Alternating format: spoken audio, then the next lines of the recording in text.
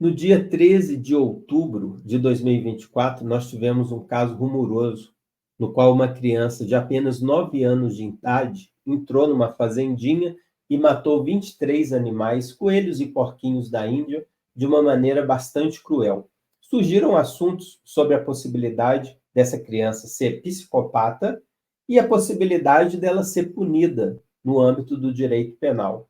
E aí nós juntamos dois assuntos que gostamos muito de discutir, que é o direito penal e a psiquiatria. Sejam todos muito bem-vindos no meu canal Conexão Criminal. Eu me chamo Arley Belo, sou advogado criminalista em Belo Horizonte, e esse canal a gente procura discutir exatamente esses assuntos, as interligações entre o direito penal, a psiquiatria e também a literatura, que não é o caso de hoje, apesar da gente ter ótimas indicações para fazer sobre esse assunto. De qualquer maneira, nós estamos dentro de um contexto que a gente precisa analisar do que é a psicopatia. A psicopatia é um transtorno de personalidade. O transtorno de personalidade é como a pessoa se enxerga e como ela enxerga o mundo, de uma maneira bem simples, não é? A pessoa, ela tem um transtorno quando a expectativa do padrão da sociedade entra em choque com aquilo que a pessoa pensa. Então, a pessoa, quando a gente fala que é psicopata, é a pessoa fria, é sem emoção, é uma pessoa sem empatia, quer dizer, ela não se coloca no lugar do outro, não é? Ela comete os atos que causam dor no outro, mas ela não sente culpa, ela não sente remorso. Elas são pessoas extremamente manipuladoras, não é? Esse é o quadro da psicopatia, mas está inserido num contexto maior, que é o transtorno de personalidade antissocial. O transtorno de personalidade antissocial global, o psicopata, que é ipsilitris isso que a gente acabou de dizer, mas existe o transtorno de personalidade antissocial parcial, que são aqueles chamados sociopatas, também os condutopatas. Essas pessoas, apesar delas terem essa característica também geral de falta de empatia, de manipulação, de frieza emocional, de não ter arrependimento, não ter remorso, não ter um tipo de arrependimento com aquilo que ela fez, ela não consegue compreender. O sociopata, ele age por impulso e ele não tem 100% essas características, né? Ele é parcial. Ele sente uma culpa, ele sente um pouco de remorso, mas não se iguala ao psicopata, que é 100%, não é? Dentro dessa estrutura de definição da literatura, sem remorso, sem nenhum tipo de arrependimento. Os psicopatas, eles têm uma dificuldade de tratamento porque eles acreditam que não precisam de tratamento. Eles entendem que o outro é que é errado, não é? O outro é que é o fraco e ele está o correto. Isso decorre de um tipo de disfunção cerebral que essa pessoa tem, que pode ser analisado, inclusive, por ressonância magnética. Quer dizer, fisicamente, você pode analisar uma pessoa como sendo psicopata ou não psicopata, porque no córtex frontal do cérebro e nas amígdalas você pode encontrar elementos disfuncionais do cérebro que indicam isso na ressonância magnética. O sociopata, o condutopata, ele já não tem esse tipo de anomalia, de disfunção cerebral. A questão é que ele alcançou essa frieza, esse tipo de falta de remorso, esse distanciamento da empatia do outro por questões de traumas. Ele sofreu algum trauma, ele foi abandonado quando criança, e aí ele acabou desenvolvendo esse tipo de transtorno antissocial. Então, vocês observem a importância da gente analisar o contexto, se é biológico ou se é um contexto emocional, de um trauma social, da forma que essa pessoa ela foi tratada. Porque o transtorno de personalidade antissocial ele pode ser global, o psicopata, no fundo biológico, ou ele pode ser parcial, o sociopata, que é um fundo emocional, que é um trauma.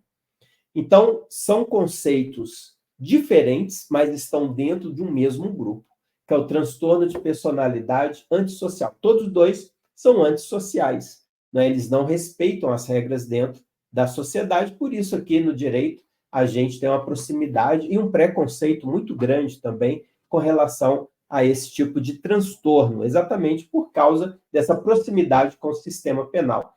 E a criança?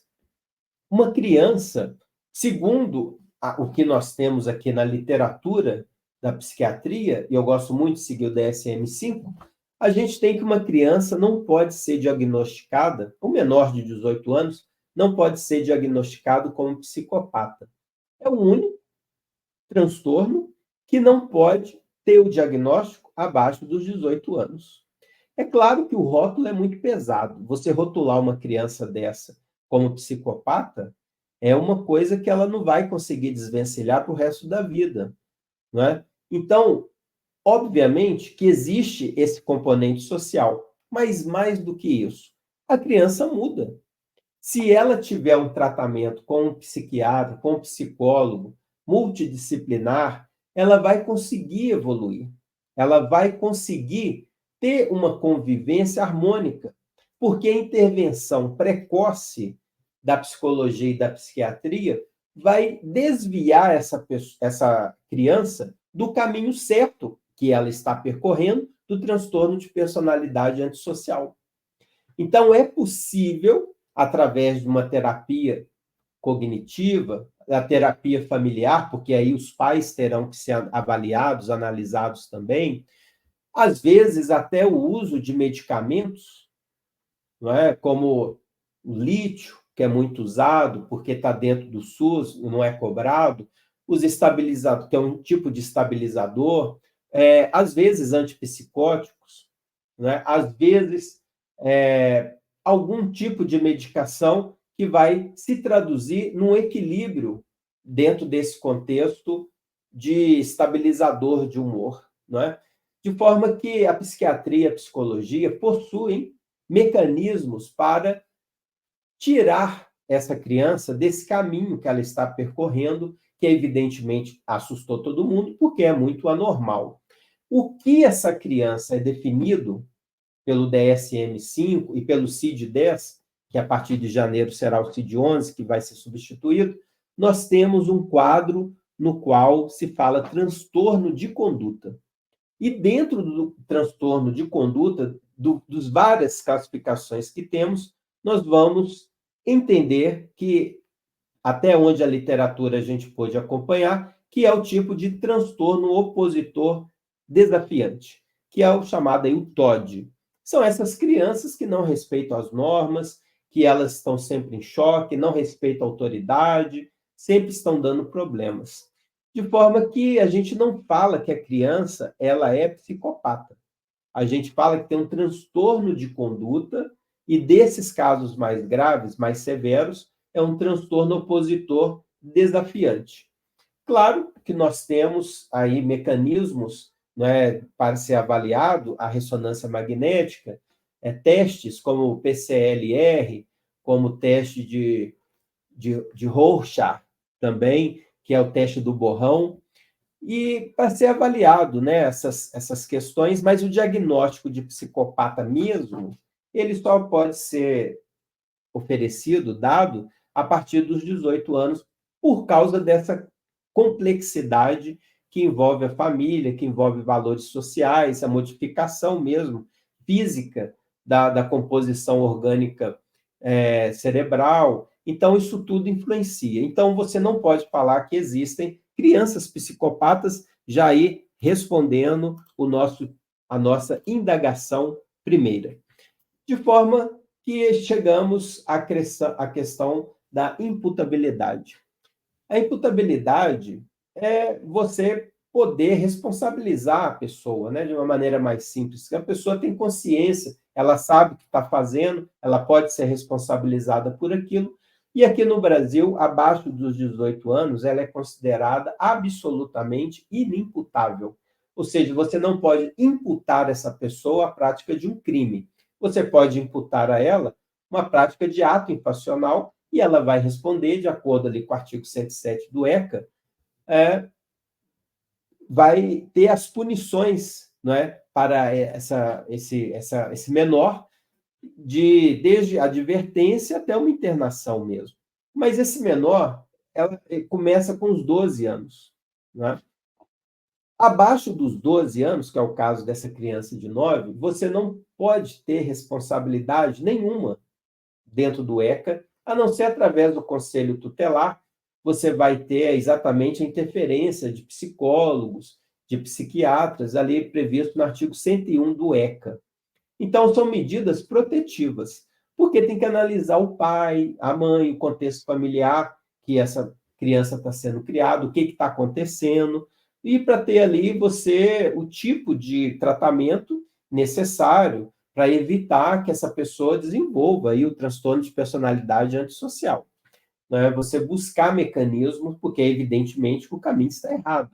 Isso é óbvio, não precisa ser psiquiatra nem ser jurista para saber que existe alguma coisa muito grave, e o Conselho Tutelar, através aí da autorização do ECA, do Estatuto da Criança e do Adolescente, vai possibilitar essa interferência da psicologia e da psiquiatria. Não é? Mas a punição abaixo de 12 anos não existe. A partir dos 12 anos até os 18, você tem desde uma advertência, que é a penalidade mais branda, até internação mesmo desse menor. De qualquer maneira, nós, neste caso, sabemos que não vai ter nenhum tipo de punição dessa esfera penal, porque nós entendemos, a lei, melhor dizendo, entende, que esse tipo de quadro não pode ter uma punição. A criança aqui no Brasil, nosso sistema é o biopsicológico, né, o biológico e o psicológico. Precisa ser analisado ambas as situações. De qualquer maneira, voltando para a psiquiatria e o aspecto da execução penal, muito interessante, e eu gostaria de passar para vocês aqui um contexto que eu achei muito relevante, uma pesquisa que foi feita em 2017, publicado, e aí vocês estão acompanhando, uma tese de doutorado na Faculdade de Direito da USP, onde nós tivemos aqui a Ana Cecília Santos Chagas, uma entrevista que ela fez com 116 homens, foram entrevistados, nos 3 maiores presídios aqui de Minas, Antônio Dutra Ladeira, José Martinho Drummond e Nelson Hungria. Desses 116 homens entrevistados, 47% tinha personalidade, o transtorno de personalidade antissocial, que é isso que nós estamos tratando aqui. 56,9%, ou seja, mais da metade, tinha transtorno de personalidade. Então, é um quadro muito grave que a gente precisa analisar, que a gente precisa observar, porque é um quadro no qual o sistema prisional ele lida muito proximamente a isso, o direito penal também lida muito proximamente a isso, fato que me levou a estudar psiquiatria, porque eu comecei a perceber que os casos todos eram muito recorrentes, ou a maioria, pelo menos, onde principalmente esses transtornos de personalidade do cluster B, o grupo B, que fala aqui do DSM-5, que são aí os antissociais, os histriônicos, os narcisistas e os borderlines, por causa da manipulação, por causa da mentira, e cada um tem ali a sua história, não é? A sua característica de transtorno psiquiátrico. De qualquer maneira, vocês viram aí que chega a quase 60%. É um índice extremamente alto. De forma que é isso. Eu gostaria de agradecer que vocês me acompanharam até aqui. A nossa resposta é que não existe criança psicopata. Indicação de livro da minha amiga Maria Beatriz Machado Alamy, Crianças Psicopatas, Culpa dos Pais.